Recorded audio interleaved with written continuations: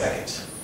And then for the very last exercise for this, I call it the Tour de Burn. And as many of you may have seen the Tour de France, and you look at some of those guys and they're muscular and they're lean all at the same time. I think they have phenomenal physiques. And so what you'll find that with this exercise I'm about to show you is that it really, again, is going to burn calories. And the great thing about the nutrition and the fitness aspect of Fitness Adventure is that, yes, you will eventually, as you apply this over time, it increases your chances of looking the way you want to look, but most importantly, it'll reduce your risk to cancer and heart disease and many of these chronic illnesses that affect us. And so, before I start, as you take a look at the bike, if you have a stationary bike at home, fantastic, use it. But if you don't, you may notice here I have a cycle trainer.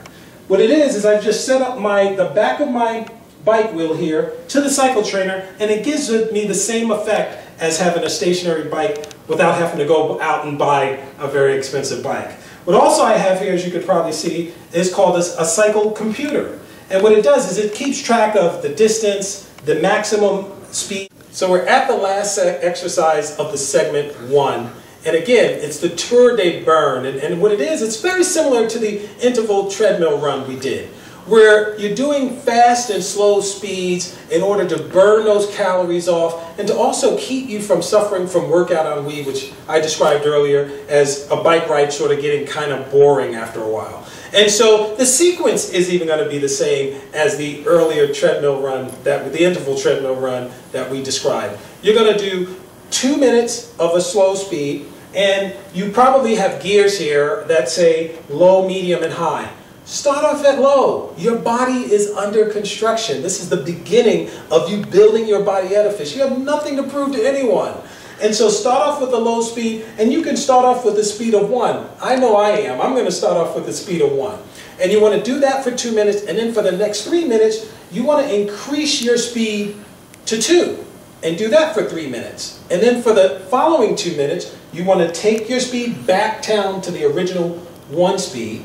And then for the next 3 minutes, you want to raise your speed to 3 speed, right? 1 more than you did last time. And you want to keep doing that in 2 and 3 second increments for 15 minutes. And then for the last 2 minutes, again, very similar to the interval treadmill run, you want to do 30-second incremental low and high speed. So your first 30 seconds should be at the lowest speed you started, in our case 1. Your next 30 seconds should be at the highest speed. That doesn't mean 8 or 9 or 10 or anything like that. It's whatever the highest speed that you did during the exercise. Let's just call it 4, okay? And then for the next 30 seconds, you're going to go back down to your lowest speed 1. And then for the next 30 seconds, you're going to go back up to your highest speed during your Tour de Burn, which in our example is 4. So I'm going to demonstrate to you right now how that works and how that looks. Again, as you're going through these exercises, you want to do one thing, which is, keep your abs contracted. You want those abs to get a workout every single time, okay? And so we're going to start off with the 1 speed, and you may have noticed I never mentioned anything about changing the other low, medium, and high gear. As you develop your conditioning over time, then you can change it. But you have time, so be patient with yourself. So we're starting off with the 1 speed, right? And as I indicated, you want to do this 1 speed for the first 2 minutes. And then after 2 minutes, you want to crank it up to the 2 speed for the next 3 minutes. You can hear the bike revving up a little bit, right? So you do that for 3 minutes, and just in case your body gets too used to that, you want to trick it again and take it back down to a 1 speed for the next 2 minutes. Right?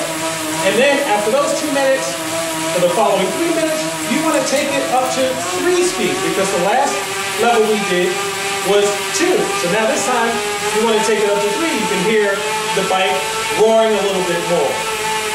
Then after that 3-minute period, you want to go back down to the 1 speed for the last 2-minute segment. And then we were at 3 before. So for this last 3 minutes, you want to move it up to 4. Right? Now you really got it burning and it's really going, and your body doesn't know what to think anymore. You're in control, right? Once you finish with that 4 speed, you're going to bring it all the way down back to 1 again. for 30 seconds. And now this is where our 2-minute segment begins. For 30 seconds, you want it at 1. Then for the next 30 seconds, our highest speed during this example was 4. So you want to go 4 level for 30 seconds. And then after that 30 seconds period, you want to take it back down to 1. Right? And then after that 30-second period of being back down to 1, you want to move it back up to 4. Right? And really get it going again. Once you're done with that, take it back down to 1 and do a 1-minute cool down. Okay? And make sure you're breathing throughout the exercise as well. Once you're done with that, if you're doing it for the first time, you're probably going to feel a little winded. You're probably going to feel a little burn maybe in your quads and in your calves. That's a good thing. That's not a bad thing. That means the building process is beginning.